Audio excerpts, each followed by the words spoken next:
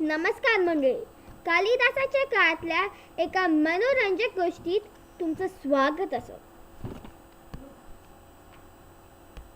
साक्षीदार कसं नाही? राजकारण हे असंच असतं. राजकारणात येणाऱ्या प्रत्येक संधीचा फायदा हा उठवावाच लागतो. मी येथे केवळ 2 दिवसाकरता आलो आहे.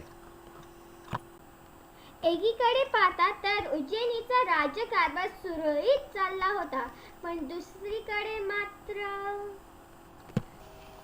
तर मग पुढे मोठीच समस्या उभी राहणार.